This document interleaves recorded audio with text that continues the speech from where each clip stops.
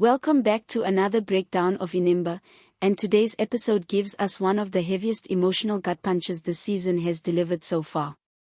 Between a marriage quietly cracking at the seams, a father who refuses to see the storm gathering around him, and a pregnancy storyline that keeps pulling at old wounds, there is a lot to unpack. So let's get straight into it. The episode opens with the Zondo household still riding the emotional wave of Asanda's Amjadai, the traditional ceremony that brought the whole family together under one roof for what should have been a joyful occasion. But as we've come to expect from this show, joy in the Zondo family never lasts long without something bubbling underneath it. While the guests are still laughing and the celebration is technically still going, the tension between Wandle and his father is impossible to miss. Anyone watching closely could see it in the way Wandle avoids his father's eyes, the way his jaw tightens whenever Mr. Zondo speaks. This is a man carrying a secret, and it is eating him alive in real time, right there in front of family who have no idea what is coming. We get flashes of Wandle's frustration with his father boiling over, not in loud confrontation, but in the quieter, more dangerous kind of anger, the kind that festers. His resentment isn't new. It's been building for seasons, ever since he felt sidelined in the family business, ever since he watched his father hand out trust and opportunity to everyone except him. And now, that resentment has curdled into something far more serious. Wandle has gone behind his father's back and signed his shares over to Lazarus and Ulawika. Two people who, notably, have made no promises to him about a future position within the company. He's essentially given away his birthright out of spite, with nothing solid to show for it, and the episode makes sure we sit with just how reckless that decision really is. This is where the episode's central tension lives.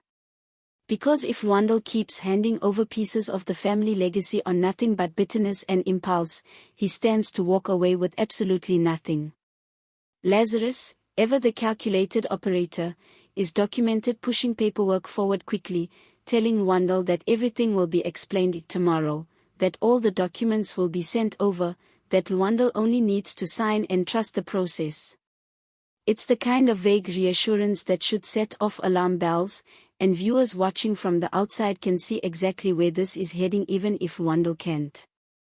There's a particular scene where Lazarus is practically counting down percentages before Wandle has even fully agreed to anything, which tells you everything about how little regard Lazarus actually has for Wandle as a person versus Wandle as a tool to get what he wants.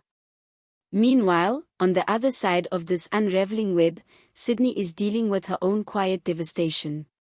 Sydney has spent years pouring herself into helping build this family's empire alongside her husband, and this episode reminds us just how much she has sacrificed along the way, professionally and personally.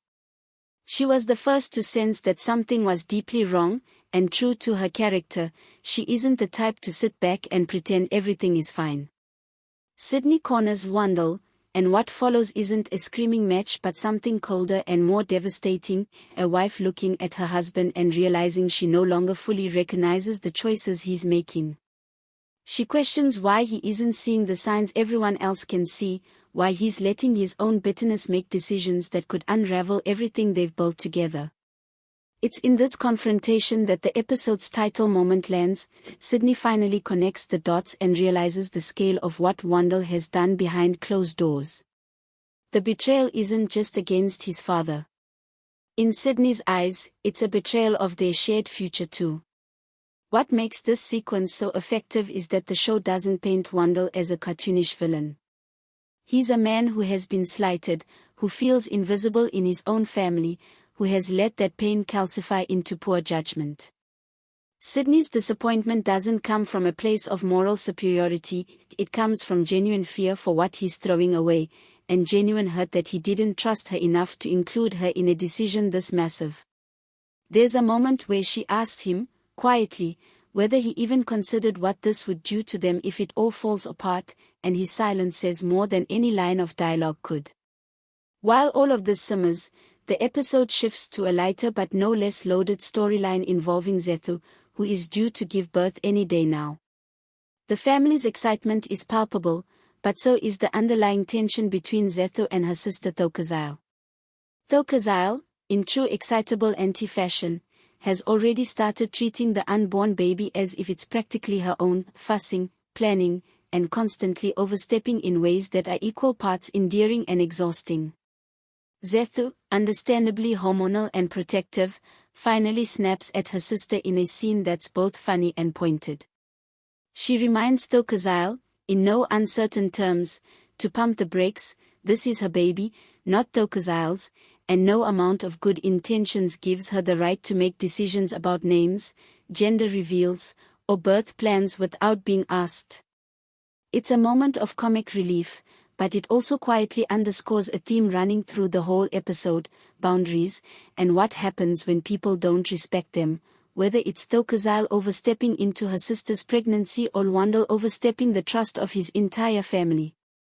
The episode also gives us insight into Zethu's situation navigating limas, essentially the domestic negotiations of pregnancy and family expectation, as everyone around her tries to have a say in how things should go. There's a subtle commentary here about women in this family constantly having to fight to protect their own autonomy, whether that's Zethu defending her right to make decisions about her own child, or Sydney defending her right to be told the truth by her own husband. From there, we move into the workplace drama swirling around Thumika and her career ambitions. It's revealed this episode that Thumika has been quietly compromising pieces of her own career trajectory, and the reasons trace back to her complicated feelings, both professional and personal, tied up with Lazarus. There's an uncomfortable power dynamic at play here, Lazarus reminding her, rather coldly, that she is an employee here, just like everyone else, a line that lands with real weight given everything else he's simultaneously doing behind the scenes with Lwandle's shares. It's a stark reminder of how Lazarus operates, charming and reassuring to whoever he needs something from, dismissive the moment that person becomes inconvenient.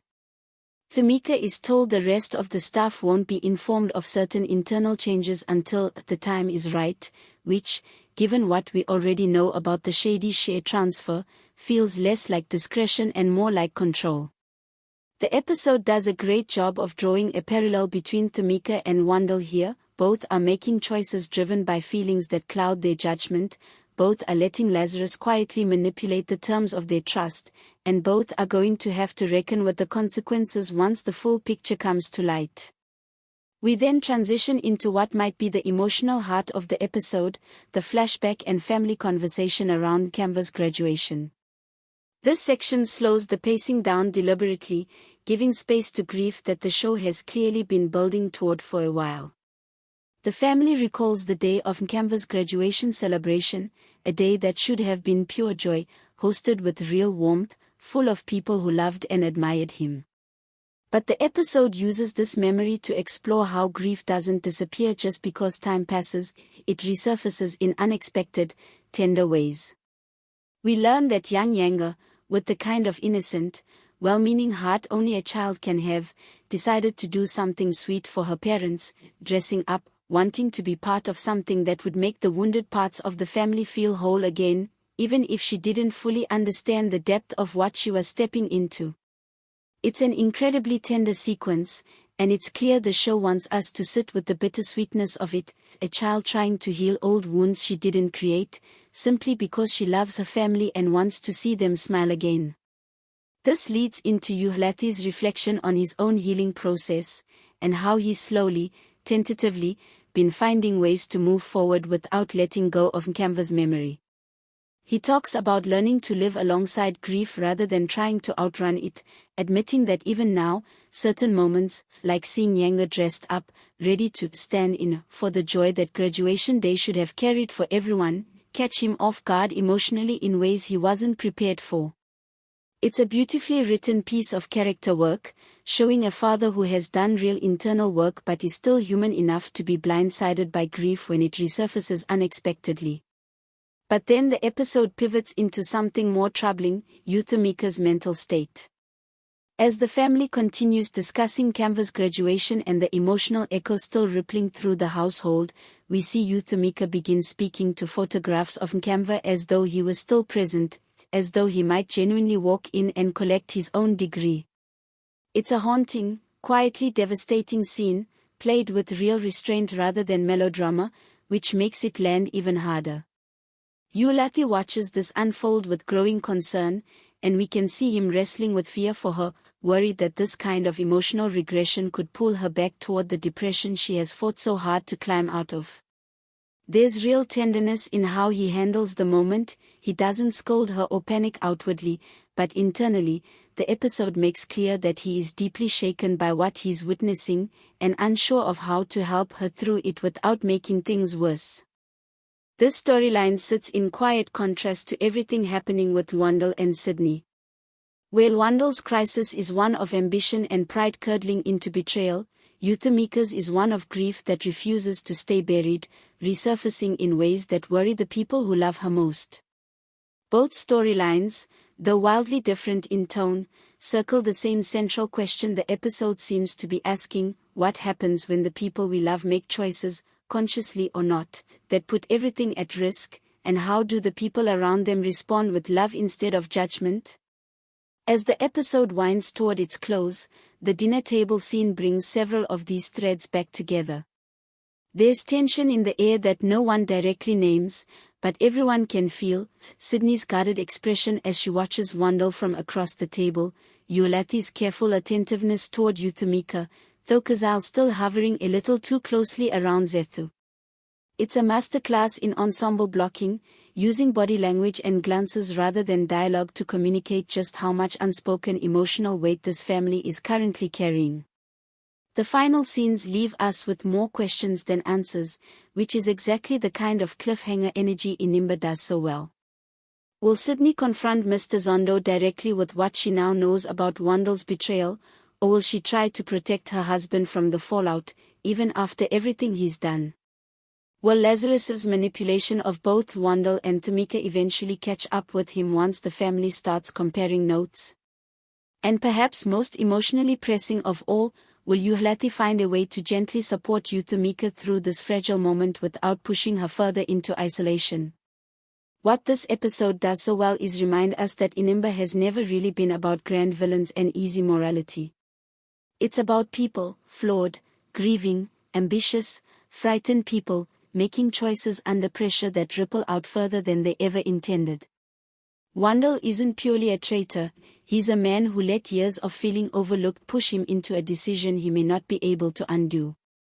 Lazarus isn't a mustache-twirling schemer for the sake of it, he's someone who has learned exactly how to exploit the emotional vulnerabilities of the people around him, whether that's Wandle's resentment or Inimba's complicated feelings.